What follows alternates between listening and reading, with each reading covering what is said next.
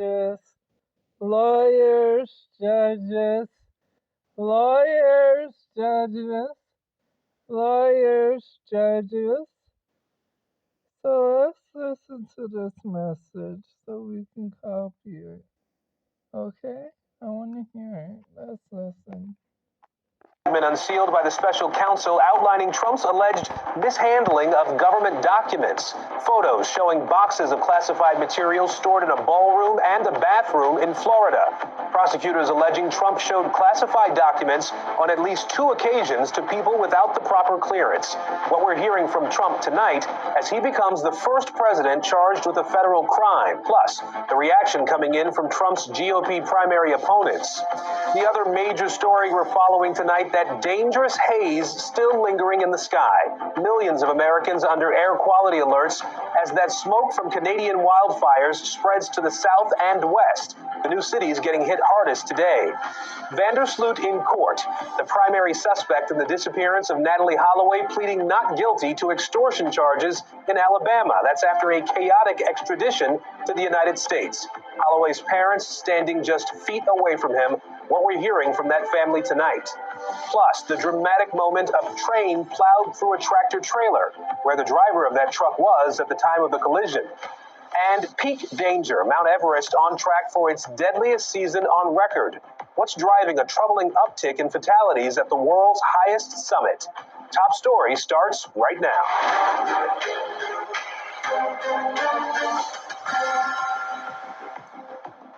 And good evening, I'm Aaron Gilchrist in for Tom Yamas. We begin Top Story tonight with that bombshell indictment of former President Donald Trump. The special counsel alleging Trump knowingly and unlawfully kept classified documents after leaving the White House. A trove of new evidence released today, and we want to walk through the timeline here. All of these details laid out in that 49-page indictment. In January of 2021, Trump ended his 4-year term as president, at which point he lost his authority to hold classified documents. But over the next several months, Trump and his team stored dozens of classified documents in a ballroom, a storage room, even a bathroom at his estate in Florida.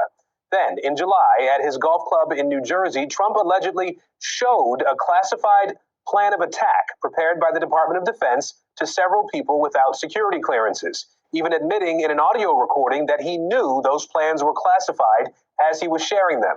Later, Trump shared a classified military map with a representative from his Political Action Committee, again, someone who did not have the necessary clearance.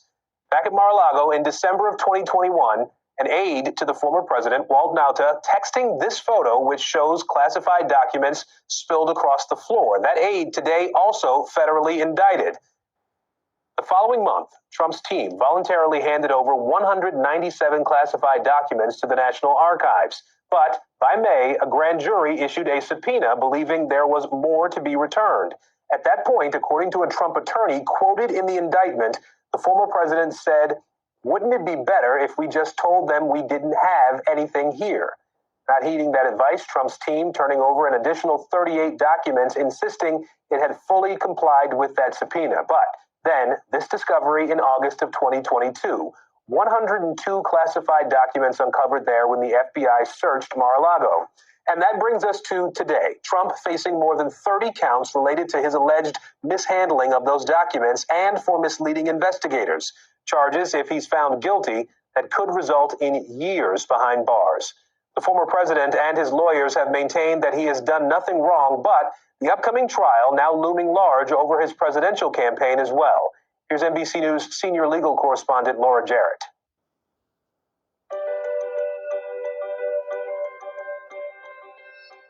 Hi, I'm Dr. Harris with the Fibrate Treatment Campaign as well. Here's NBC News senior legal correspondent Laura Jarrett. Tonight, new details on the stunning move by the special counsel, the first federal indictment of a former president who's also the leading Republican challenger to President Biden. Special counsel Jack Smith alleging Mr. Trump mishandled classified documents after leaving office and obstructed efforts to retrieve them from his estate in Florida. We have one set of laws in this country, and they apply to everyone. Smith laying out 37 criminal counts against the former president, including charges under the Espionage Act, accusing him of improperly retaining national defense information. The indictment says among the classified documents kept in boxes, information about U.S. nuclear programs, potential vulnerabilities of the U.S. and allies, and secret plans for retaliation in case of foreign attack. Our laws that protect national defense information are critical to the safety and security of the United States, and they must be enforced. Violations of those laws put our country at risk. The boxes were stored in various places around Mr. Trump's Mar-a-Lago home, including a ballroom, a bathroom and shower, an office space, his bedroom, and a storage room. Prosecutors attached photos to the indictment showing boxes stacked along the walls in storage rooms, another showing several documents spilling out of a box. Mr. Trump responding late today, writing the box contained newspapers and personal pictures. The indictment also alleges Mr. Trump showed classified information to people without security clearances on 2 occasions, including at his golf club in New Jersey in July of 2021, where during an audio-recorded meeting with a writer, publisher, and 2 members of his staff, he showed them, quote, a plan of attack that Mr. Trump said was prepared for him by the Department of Defense and a senior military official, saying, quote, as president, I could have declassified it, and now I can't, but this is still a secret. Those comments seemingly a direct contradiction to the former president's previous defense. I took what I took and it gets declassified. That using his power as commander-in-chief, he had already declassified the documents he took to Mar-a-Lago. If you're the president of the United States, you can declassify just by saying it's declassified, even by thinking about it.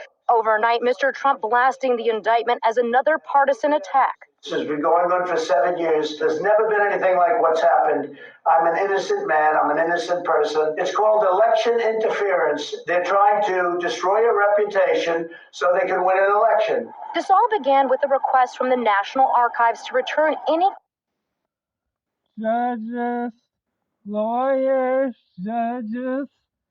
4,500 incidents of criminal paraphernalia. Justice, indict, justice. Thank you.